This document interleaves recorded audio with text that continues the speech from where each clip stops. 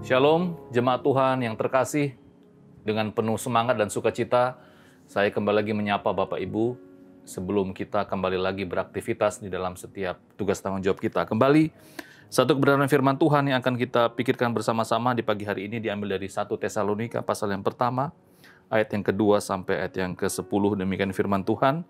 Buah pemberitaan Paulus, kami selalu mengucap syukur kepada Allah karena kamu semua dan menyebut kamu dalam doa kami.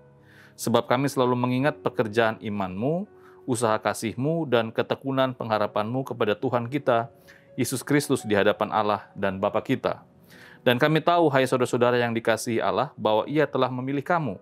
Sebab Injil yang kami beritakan bukan disampaikan kepada kamu dengan kata-kata saja, tetapi juga dengan kekuatan oleh Roh Kudus dan dengan suatu kepastian yang kokoh. Memang kamu tahu bagaimana kami bekerja di antara kamu karena kamu. Dan kamu telah menjadi penurut kami dan penurut Tuhan. Dalam penindasan yang berat, kamu telah menerima firman itu dengan sukacita yang dikerjakan oleh Roh Kudus. Sehingga kamu telah menjadi teladan untuk semua orang yang percaya di wilayah Makedonia dan Akhaya.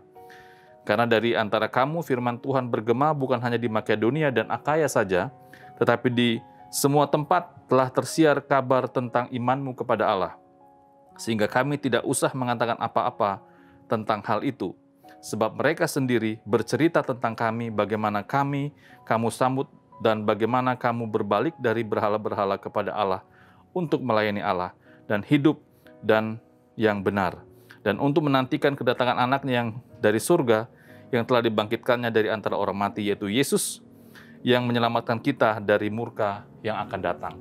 Bapak Ibu jemaat terkasih, dari pembacaan firman Tuhan di pagi hari ini, ada satu tema, yaitu ciri kehidupan orang Kristen.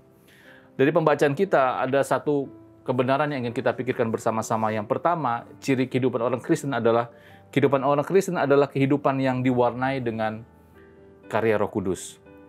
Kalau kita melihat dari pembacaan kita tadi dijelaskan bahwa ada ucapan syukur dari Rasul Paulus atas pertumbuhan iman jemaat yang adalah bukti karya dari Roh Kudus, ayat 2 dan ketiga. Bahwa karya Roh Kudus dalam pemberitaan Injil yang dilakukan oleh Paulus. Jadi Paulus mengkonfirmasi bahwa apa yang dikerjakan juga ternyata adalah karya Roh Kudus. Roh Kudus memampukan jemaat hidup dalam firman meskipun di ayat yang ke-6 dalam penindasan atau dalam keadaan yang sulit dan keadaan yang berat. Semua itu merupakan penggenapan apa yang Yesus katakan tentang peran Roh Kudus. Nanti bisa baca setelah perenungan firman Tuhan ini dalam Yohanes 14 ayat 16 dan 17. Melihat keberadaan gereja kita sampai hari ini, Bapak Ibu jemaat yang terkasih, juga ada dan eksis semua itu karena karya Roh Kudus. Di tengah pandemi seperti ini, di tengah-tengah situasi yang sulit seperti ini, gereja kita masih tetap berani melayani dan menjadi berkat bagi banyak orang. Itu semua karena karya Roh Kudus memampukan dan menolong kita semua. Saya mengajak jemaat untuk terus mewarnai perjalanan hidup jemaat semua dengan mengkaryakan Roh Kudus yang Tuhan sudah berikan dalam kehidupan kita. Apalagi kita sebagai orang-orang yang sudah diselamatkan, orang-orang yang sudah ditebus, orang yang sudah memperoleh kasih karunia daripada Tuhan. Mari kita mengkaryakan Roh Kudus dalam kehidupan kita. Bapak Ibu jemaat yang terkasih, saya berdoa kiranya hari ini adalah hari yang baik bagi kita semua untuk mengkaryakan Roh Kudus dalam kehidupan kita, dalam pekerjaan, dalam hubungan kita dengan sesama kita, maupun juga dalam hubungan kita dengan suami, istri, dan anak-anak, dan orang-orang yang kita kasihi. Jemaat Tuhan, mari kita berdoa, mohon rahmat dan berkat Tuhan di pagi hari ini. Mari kita berdoa. Bapa Surgawi, terima kasih. Sekali lagi kami bersyukur bahwa kami sebagai umat yang Engkau telah tebus, Engkau telah selamatkan. Kami juga bersyukur bahwa ada Roh Kudus yang Tuhan berikan kepada kami.